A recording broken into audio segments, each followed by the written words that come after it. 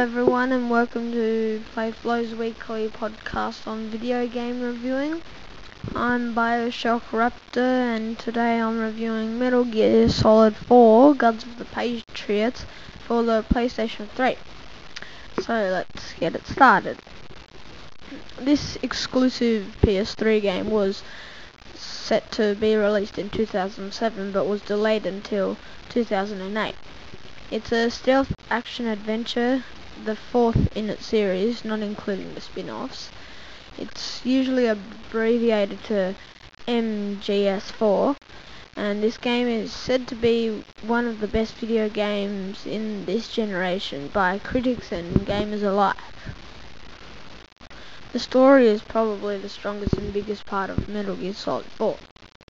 Most people say they won't buy this game because 90% is cutscenes and 10% is gameplay.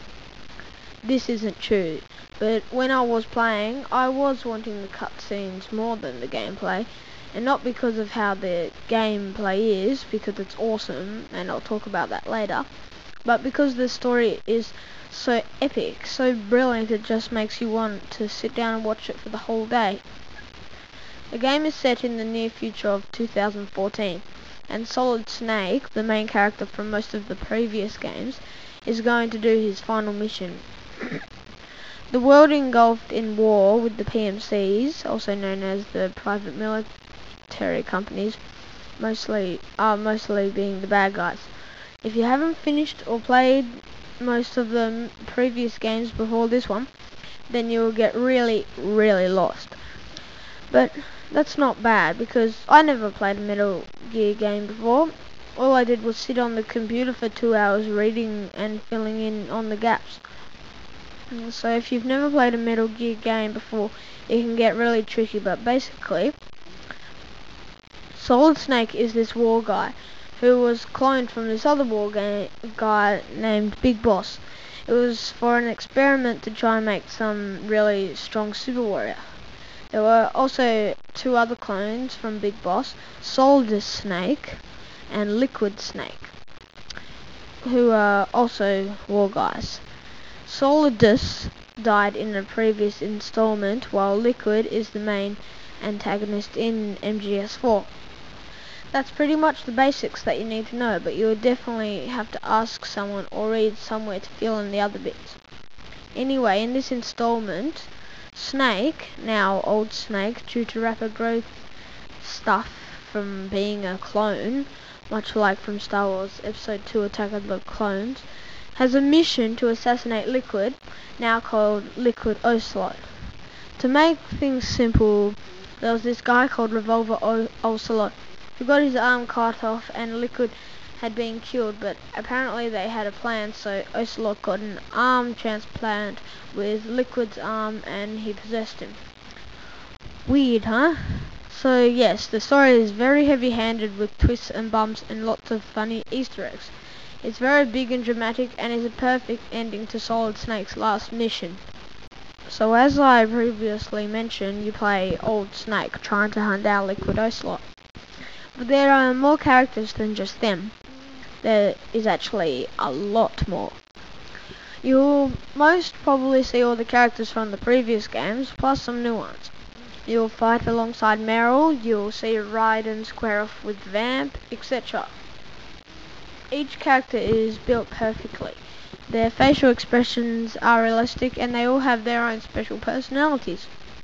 Snake has heaps of cool gadgets, such as the Solid Eye, which has night vision, etc. The Metal Gear Mark II, which is a little scouting robot he controls, and the Octo Camo suit, which camouflages into the near surroundings.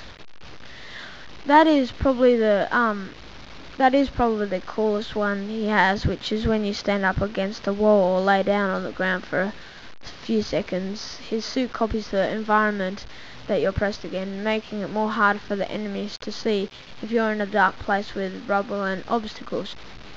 Obviously they will notice you if you're in the middle of nowhere, which brings me to the next awesome thing. The AI is incredible in this game. It's like Ubisoft failed on their AI plan with hiding, etc. in Assassin's Creed, and then Hideo Kojima whipped it up and perfected them. With the enemies, they're not dumb, but they're not going to notice you if you play dead next to fallen bodies. It's really good just knowing that it's not going to be hard or easy. I think the incredible AI makes the game's difficulty not easier or not harder, just normal. Well, choosing the difficulty at the start of the game has a role too. So anyway, there are these nanomachines that are in most people's bodies, such as the PMCs, which let them be controlled. It's very interesting and cool to see all the old characters, but still awesome to see new ones. So MGS4 is definitely a stealth action adventure game. You could play it through as a straight out shooter, but that would be hard in some parts. MGS4 is more like Gears of War meets Splinter Cell and Call of Duty 4.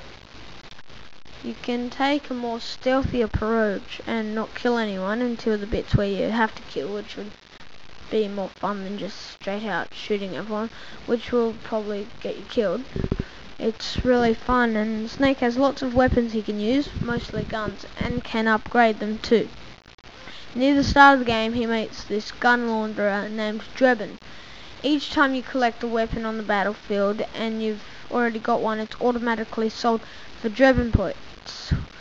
You use the Drebin points to buy new weapons, ammo, and to upgrade your guns. The upgrading is probably the best I've seen in a video game, and the shooting is amazing too. You hold down the L1 button to aim, third person view, and you can tap triangle to go into first person view. You can decide which way to play is the best bit, and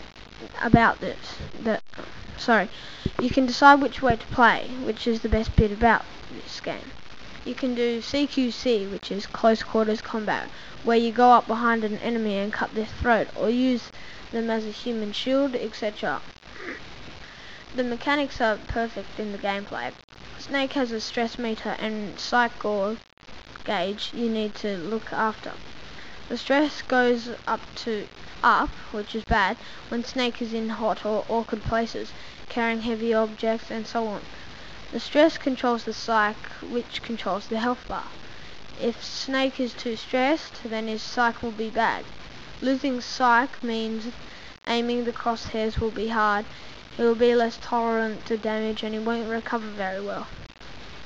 Obviously, if his health bar drops to 0, then he will die and you will restart at the last checkpoint. I love this, and I would say that a lot of hard work went into the gameplay to keep it like the original games, but improve it a lot and add new mechanics to it. But one thing that is great is that the controls are all in the right position in this game. As I already mentioned, aiming and firing is easy, but what about movement? So when you move around, you can press X to crouch or hold it to lay down. You can also aim from laying down and crouching. When you are near a wall, you can tap triangle to press against it. From there you can move sideways and look around corners. You press it again and you detach. There isn't a tutorial in the game, but there is in the instruction manual. In the manual you get with the game, it shows a comic, which is actually the tutorial. It's well done, but it could have been better if they added it into a game or had a separate tutorial level. But it's not bad, just a little read should get you ready for this action-packed game. So there's part 1 of Playflow's review for Metal Gear Solid 4, and check out part 2.